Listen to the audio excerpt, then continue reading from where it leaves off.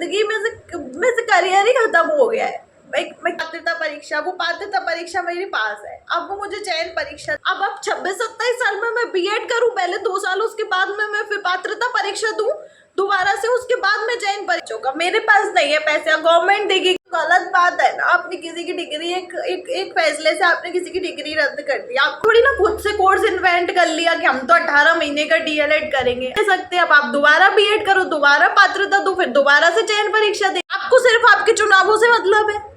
18-19 में NIUS से DElEd किया, उसके बाद मुझे लगा कि बीएड करने की कोई ज़रूरत नहीं है, तो नहीं किया। अब इतना टाइम हो गया, बीएड करना होता तभी कर लेते, थोड़े बहुत पैसे जोड़ के।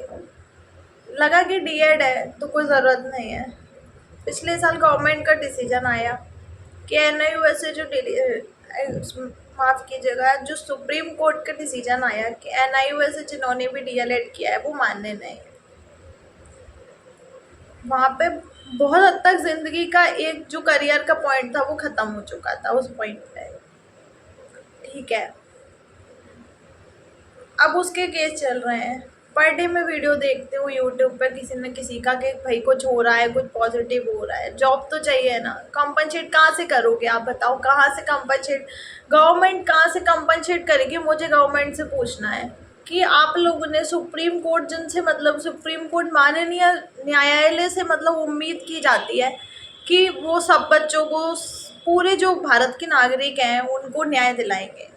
ये किस प्रकार का न्याय था, मुझे ये जान। आप मुझे ये बताओ कि अब गवर्नमेंट क्या हमारे लिए क्या कर रही है? माननीय न्यायालय जो न्याय के लिए जाना जाता है कि भाई न्याय दिया जाता है, सभी भारत के सभी नागरिकों को न्यायालय से न्याय की उम्मीद होती है। मुझे ये बताओ कि ये किस प्रकार का न्याय था कि आपने 14 लाख स्टूडेंट्स की डिग्री इनवैलिड कर दी और उसका कोई भी आपने हल नहीं निकाला। आप लोग चाहते तो हल निकाल सकते थे ना उस चीज़ का। अब उस एक डिग्री जो 4-5 साल पहले की थी, उसके चक्कर में बच्चे ने कोई और टीचिंग की डिग्री नहीं की ना, कि उसके पास ऑलरेडी डिग्री है, 5 साल बाद आपने डिग्री रद्द कर दी। ये कौन सा न्याय है? गलत बात है ना, आपने किसी की डिग्री एक फैसले से आपने किसी की डिग्री रद्द कर दी। आपको कोई मतलब नहीं है कि वो बच्चे का किस चीज़ की तैयारी कर रहे थे। अब मैंने जो परीक्षा दी मध्य प्रदेश की पात्रता परीक्षा, वो पात्रता परीक्षा मेरे पास है, अब वो मुझे चयन परीक्षा देनी है। अब चयन परीक्षा मैं दे नहीं सकती, जिस चीज़ की तैयारी मैं इतने टाइम से कर रही थी, अब मैं उसकी चयन परीक्षा नहीं दे पा रही हूँ।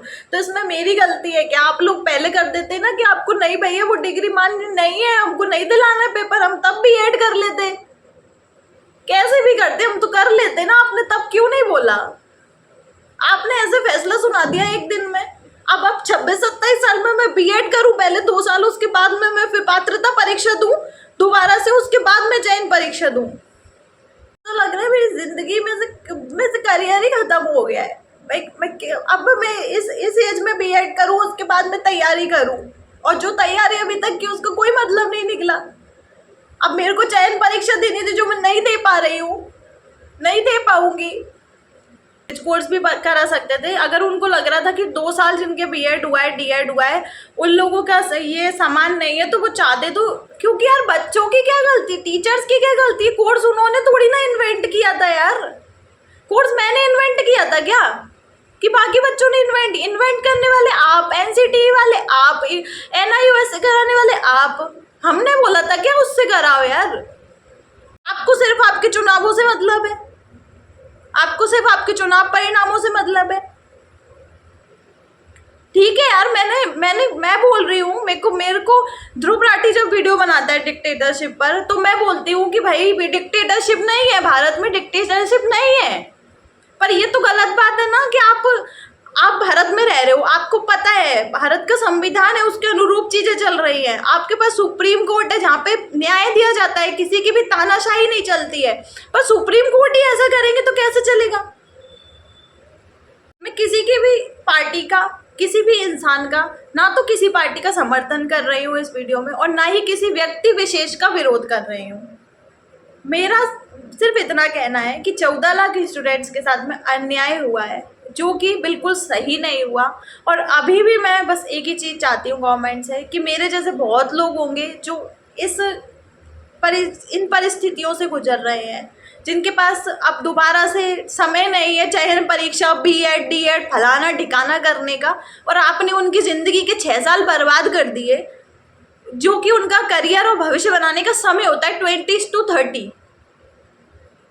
तो आप उनके लिए अब कुछ करिए, मेरा आपसे विनम्र अनुरोध है, क्योंकि मैं आपको, अब मेरी पिच हाई हो गई। मैंने बहुत बार वीडियो बनाया NIOS DLED पर, मोदी जी पर प्रार्थना करी, निवेदन किया, कई बार टैग किया, सबको टैग किया, बहुत वीडियो बना डाली। अब मुझे सच में गुस्सा आ रहा है, क्योंकि ये चीज़ें अब बहुत हाई जा रही हैं, बच्चे बहुत टाइम से परेशान हो रहे हैं, मैं मानसिक रूप से परेशान हो रही हूँ। यार मैं बोल रही हूँ, ध्रुव राठी वीडियो बनाता है, बोलते हैं उसमें तानाशाही है, भारत में तानाशाही है ना। नरेंद्र मोदी जी डिक्टेटरशिप पर उन्होंने कितने वीडियोस बनाए, कितने वीडियोस बना डाले उन्होंने।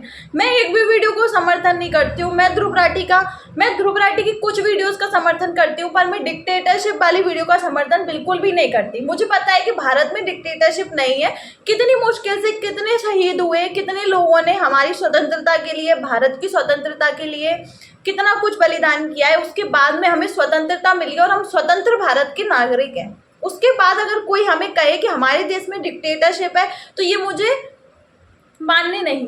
पर ये भी तो गलत है कि आप डिक्टेटरशिप ठीक है नहीं है, पर आप न्याय तो दो। न्याय की गुहार तो भारत का नागरिक लगाएगा ना, कि वो भी ना लगाए। ये मेरे वीडियो बनाने का हक है कि नहीं है? ये तो हक है ना मुझे। मैं आपको डिक्टेटरशिप वाला वो नहीं दे रही हूँ टैग, पर मेरे साथ क्या हुआ वो बनाने का हक तो मुझे है, कि वो भी नहीं है तो मैं वो भी ना बनाऊं, सिर्फ बैठी रहूं किसी कोने में बैठ के रोती रहूं, मेरा करियर खराब हो गया। मेरा माननीय मोदी जी से, माननीय न्यायालय से एक ही निवेदन है, NIOS DLED को मान्य किया जाए, और मान्य नहीं किया जा रहा है तो उन सभी छात्रों को, उन सभी शिक्षकों को कुछ ना कुछ मुआवजा दिया जाए, ताकि वो अपनी आगे की कुछ छूट दी जाए, ताकि वो अपनी पढ़ाई को आगे कोई डिग्री कर सके। नहीं होती है, सबकी आर्थिक स्थिति एक जैसी नहीं होती है। इस वीडियो को जो भी लोग देख रहे हैं, अगर उनको मेरी बातें सही लग रही है तो प्लीज़ इस वीडियो को लाइक कर दो, ताकि ये वीडियो जिस तक जानी चाहिए उस तक चली जाए। बस।